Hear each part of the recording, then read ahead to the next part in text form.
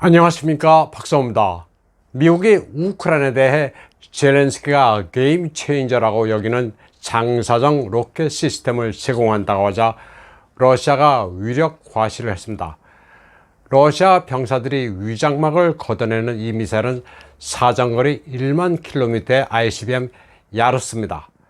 러시아 국방부는 6월 1일 모스크바 동부 이바노보 지역에서 실시되는 야르스 ICBM의 야전 전개 장면을 공개했습니다. 러시아 국방부에 따르면 집중기동 작전으로 명명된 이 훈련에는 1000명의 병사와 100대 보병 전투차가 동원됐습니다.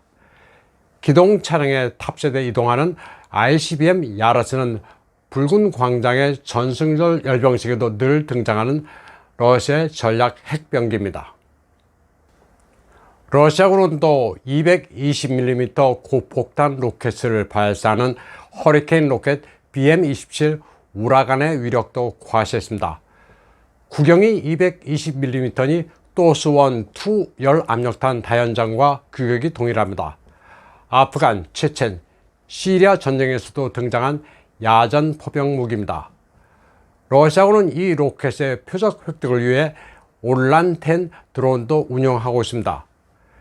미국이 우크라이나에 지원하겠다는 MLRS의 맞불을 놓기 위해 선수를 쉬고 있습니다. 게임 체인저라 불리는 무기는 우크라이나에 수없이 투입됐습니다. 게임은 그러나 바뀌기는커녕 우크라이나가 패퇴하고 있습니다. 제블린, 엔러 같은 대전차 미사일은 러시아군이 그냥 주워가고 있습니다. 최근에는 도네츠크 공화국군이 노획한 미군 장비로 무장하고 있습니다. 러시아로서는 스파시버입니다. 우크라이나군이 지원받은 제블린은 암시장을 통해 중동의 테러 분자에게 넘어가기도 합니다. 돈이 된다면 다 팔아먹는 게 우크라이나군입니다. 제블린의 가격은 하나로 1억 5천만 원에 상당하지만 암시장에 내다 파는 가격은 1만 5천 달러에 불과합니다. 거의 10분의 1 가격에 할인 판매되고 있습니다. 젤렌스키의 고문 아레스토비치는 자기네들이 원하는 무기를 제공하지 않는다면서 독일 숄츠 총리를 비난하고 있습니다. 그는 숄츠 총리에게 우리 무기 어디 갔느냐고 질타하면서 독일 국기 대신 벨기에 국기를 사진에 노출시켰습니다.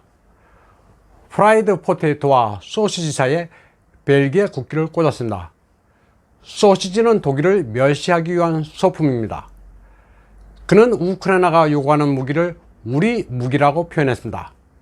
내 건 원래 내 거고 네 것도 내 것이라는 심성이 드러납니다. 독일기와 벨기에 국기는 똑같은 삼색기인데 가로냐 세로 배열이냐가 다릅니다. 우크라이나에서는 슬로베니아와 슬로바키아 대사관이 러시아 국기와 색깔이 비슷하다는 이유로 깃발을 내리기도 했습니다. 다음 소식입니다. 우크라이나가 핵무기가 없어 러시아의 침공을 받았다고 하는 이들이 많습니다. 1994년 12월 러시아, 미국, 영국, 우크라이나가 체결한 부다페스트 양해각서에 따라 핵무기를 포기하는 바람에 군사력이 약해졌다고들 합니다. 때문에 우크라이나가 지금 핵무기가 있더라면 전쟁은 나지 않았을 거라고 가정을 하기도 합니다. 하지만 우크라이나는 돈이 되면 뭐든지 팔아먹는 나라입니다. 테러 분자에게 핵무기가 넘어가지 않는다고 장담하기 힘듭니다. 당시 핵 포기를 했기에 망정이라는 견해도 많습니다.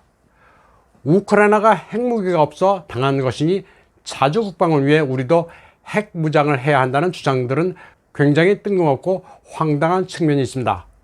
러시아가 우크라이나를 선제 공격한 것은 핵무기가 없어서가 아닙니다. 완충지대로 남아 우호적인 관계를 도모하지 않고 서방을 대리해 러시아의 비수를 꽂으려 했기 때문입니다. 다음 소식입니다. 러시아 체첸 전사들이 세베로도네츠크의 국가안전부 본부도 확보했습니다. 이곳은 마리오폴 아조프스탈처럼 탈출 지하 통로도 있었습니다. 이곳을 지키던 우크라이나군은 지하 통로를 통해 모두 도주했습니다. 세베로도네츠크는 도네츠크 지역의 수도나 다름없는 중요 지역입니다. 러시아군은 마리오폴 아조프스탈을 공략한 경험이 있어 아주 신속하게 국가안전부 본부를 확보했습니다. 이 안에서는 700명에 달하는 우크라이나 스파이 인적 사항이 그대로 러시아 측에 넘어갔습니다. 사진과 전화번호, 집 주소까지 통째로 있었습니다. 한 러시아 해커는 우크라이나 국가안전부 요원 700명의 사진을 인터넷에도 올려놨습니다. 이와 함께 우크라이나를 방문했던 노르망디 회의체 외국인 요인들 행적까지 모두 러시아 측이 확보했습니다. 외국인 대표단, 특히 독일 고위직이 우크라이나를 방문해 어느 곳을 돌아다녔는지 감청 자료와 함께 CCTV 영상까지 모두 우크라이나 정보기관이 파일로 만들어 가지고 있었던 것으로 드러났습니다. 외국인들이 묵었던 호텔 CCTV 화면은 물론이고 매춘 장면 같은 약점이 될 만한 자료까지 우크라이나가 확보했습니다. 모바일폰 위치 추적을 항상 해왔던 겁니다. 도네츠크 해방 작전에는 극동 출신의 예비역들이 다시 입대에 참가했습니다. 러시아는 아직 총동원령이나 계엄령을 내리지 않고 있습니다. 고액의 보수로 참전 계약을 해서 인원을 동원하는 방식입니다. 보수를 넉넉하게 주고 자녀의 특례 대학 입학 같은 혜택까지 부여하니 지원자는 얼마든지 있습니다. 주로 대도시보다는 변방 지역 주민들이 대거 입대합니다. 서구 매체에서는 가난한 소수민족을 동원한다고 흑색선전을 하고 있습니다. 그러나 강제 동원이 아니라 조건이 맞으니 자진해서 재입대를 하는 겁니다. 남부 헤르손 주에서는 주민들이 모바일폰 시스템을 러시아식으로 바꾸고 있습니다. 우크라이나 측이 헤르손이 러시아에 함락됐다고 해서 신호를 차단했기 때문입니다. 우크라이나 통신사의 빈 자리를 러시아 통신사가 메우고 있습니다. 가두에서 러시아 통신사 직원들이 유심을 나눠주고 있습니다. 러시아 정부는 헤르손과 자포리지자 주민들에게 러시아 패스포트도 간편하게 발급해 주기로 했습니다. 헤르손 외곽에서는 우크라이나군이 러시아군을 10km 정도 밀어낸 것으로 전해지고 있습니다. 이를 두고 우크라이나는 역전의 전기가 마련됐다고 선전하고 있지만 대세는 큰 영향을 미치지 못하고 있습니다. 우크라이나군은 전의를 상실해 더 이상 싸울 수 없다고 젤렌스키에게 공개적으로 호소하고 있습니다. 소총과 기관총만으로 전체에 맞설 수가 없다고 말하고 있습니다.